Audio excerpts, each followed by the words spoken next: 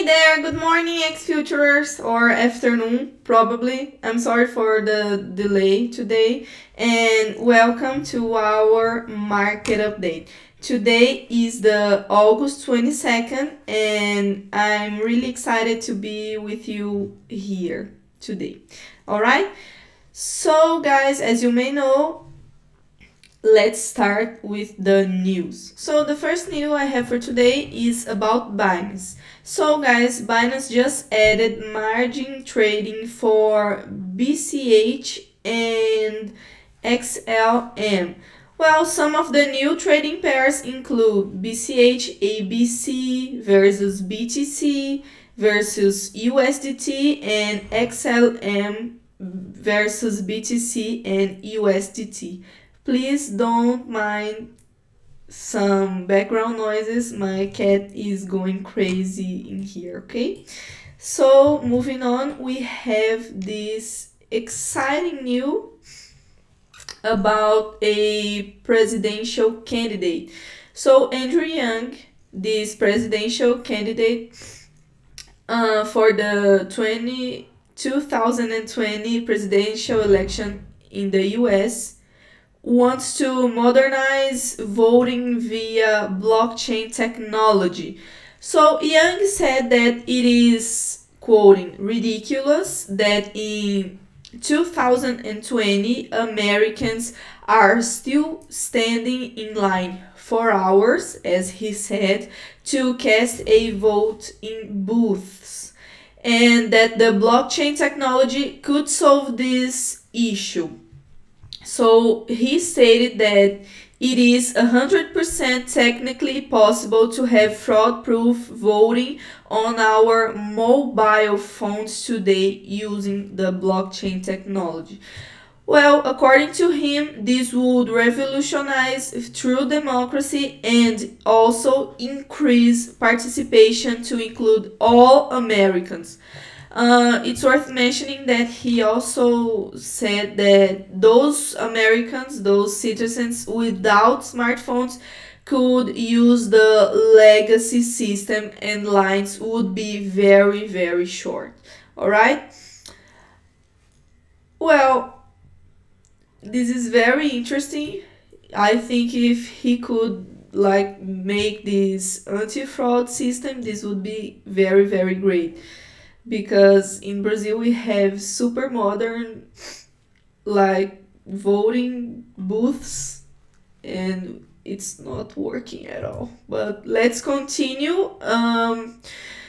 So guys, the White House just issued 2 advisories regarding illicit drug purchases in the US that contain references to the specific cryptocurrencies such as BTC, ETH, BCH, and XMR. So these cryptocurrencies allegedly were used as part of this process. Financial institutions are recommended to collect some details in case of any suspicion, including things as the virtual currency, wallet addresses, account informations, transaction details, relevant transaction history, information obtained from analysis of customers' public online profile, and mobile device information. Things as these ones. So this action intends, as I said, to crack down on trafficking of fentanyl and synthetic opioids and better position private sector to protect the US. All right. Also, I have just a quick update on an OKEx IO. I think I mentioned it on the day before yesterday. I'm not sure, but OKEx had announced its next IEO and it was Pledge Camp. So today the Pledge Camp trading has started on the platform, and the PLG, or simply the project token, is now trading at about 1.9 times in USDT from its IEO price. Okay, now let's move on to some other news.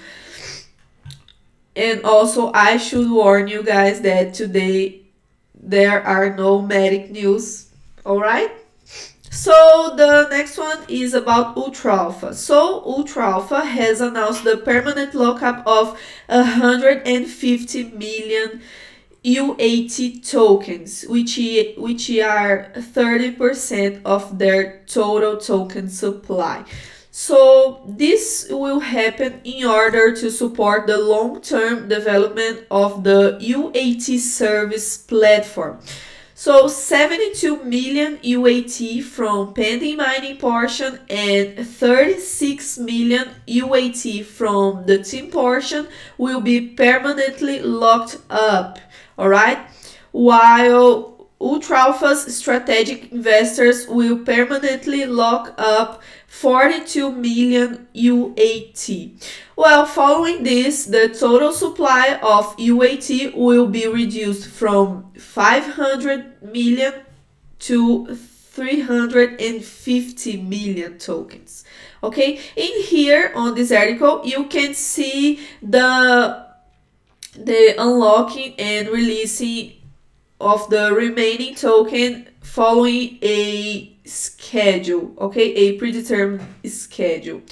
All right, I'll just leave the link on the description so you guys can read it through if that interests you. All right, also I have this Tether update. So Tether is going to issue a new stablecoin dubbed CNHT, pegged to offshore Chinese yuan. Oh, well, I'm sorry. So the RMB will be the first one to invest in the upcoming stablecoin. And also the CNHT will be the fourth stablecoin to Tether's basket, alright? In addition to 3 already existing stablecoins pegged to the US dollar, to that is the USDT, to the euro, it is the EURT, and the Japanese yen, the GPYT. Well, GPYT, however, does not appear to have launched yet, just so you guys know.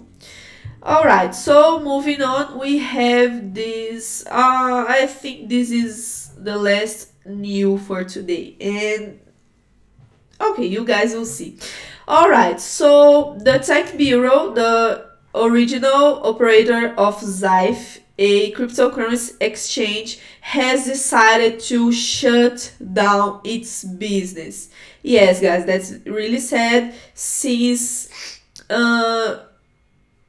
well, this operation marks the first case of a virtual currency exchange returning from registration and closing its business. This will happen after the platform completes the refunds for all customers, all right?